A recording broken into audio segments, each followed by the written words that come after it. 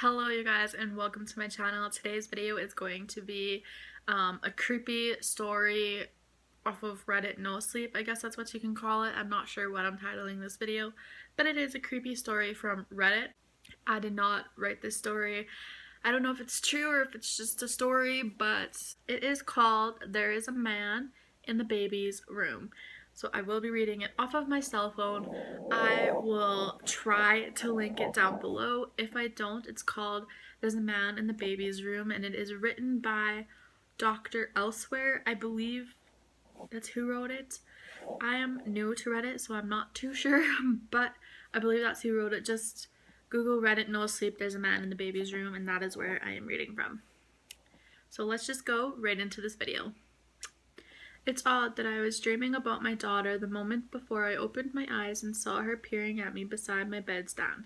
In the inky darkness of my bedroom, I could just make out her 6-year-old outline, my hands threaded together at her waist, fulfilling her dubious mane when disturbing someone of authority, chubby cheeks that always pulled her lips into a smirk. That curly blonde hair she got from her mother, who was delicately snoring beside me. I was groggy, and no sunlight had penetrated the windows yet, so I knew it was the middle of the night. Lucy, Daddy, there's a man in the baby's room. Such sinister words from the sweetest voice. In a flash, I ripped the covers from my body, waking my wife in the process, then raced down the hallway, past the pictures hung on the wall, and into the bedroom on the end. With a simple flick of a switch, I was exposed to my 2-month-old son's room. The mint-colored walls, the boxes of gifted diapers from the baby shower, a basket of plush animals, a tub of pacifiers and wipes. But behind the crib, where my son Noah was sleeping, was something appalling, an intruder crawling through the window. The intruder craned his neck when the light blasted on and alerted him of my presence. It was then when I noticed the knife. The man was huge, with greasy long hair and an unkempt beard. He smelled of body odor and that sour, putrid smell of vaporized drugs. I leapt into action before he could achieve a sturdy footing on leverage the knife to his advantage. I skirted the crib where my son still slept and removed a heavy bookend from the bookcase. Then, as unsupported baby books tumbled off the shelf, I bludgeoned the intruder in the arm, and he flailed and teetered on the windowsill. After the intruder took several missed swipes with the knife, my arm became focused on his head. After my weapon made contact with his skull a few times, he withdrew into the backyard, lumbering awkwardly around our flower bed, before hobbling over our fence and disappearing into the dark street. I picked up Noah, who thankfully was still sleeping and oblivious, and held him firmly against my chest. "What's going on? Why is the window open?" I heard my wife ask behind me as she came into Noah's room. "Call 911. We just had an intruder." "What?" she laughed. "Now," I demanded, loud enough to vocally project my fear, but unintentionally lifted Noah from slumber.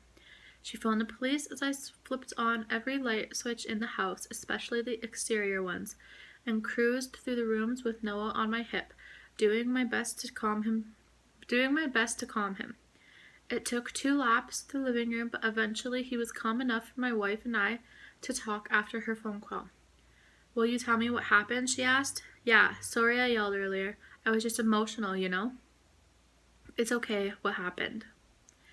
"Someone was trying to break into the house through Noah's room. I forgot to lock the window after we painted his room. Remember, we opened it for ventilation? I'm so sorry, honey. Something could have—" "Stop it," my wife demanded. "Noah's okay, you're okay, I'm okay, everyone is fine." "You're right. Police are on their way. They'll find the guy.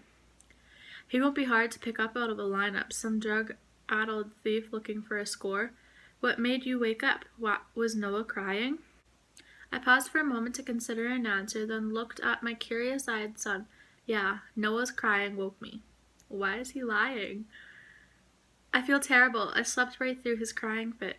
"Don't worry, everything turned out for the best. How about some coffee, hun?" She went to the kitchen, and I heard the coffee pot being washed. I took Noah to the hallway and propped his head up on my side so he was eye level with the photographs that lined the hallway. I showed my son a picture of a 6-year-old girl with blonde curls that flanked a grin between chubby cheeks. That's Lucy, Noah. She's your big sister. Noah, with tiny, stumpy fingers, reached out and planted a palm on the frame. I always knew she would be a great sister. She died before you were born. What? Noah, but your mother and I miss her every day. But it's good to know she's still looking out for her little brother. I was not expecting that plot twist. I thought the intruder was the plot twist. Well, I was not expecting that ending. Were you guys expecting that ending? Wow. So I guess that is it for today's video. I hope you guys enjoyed. I hope that was a plot twist for you guys as well and not just for me. So yeah, I will be posting videos every day in the month of October, and I hope to see you in my next video. Bye!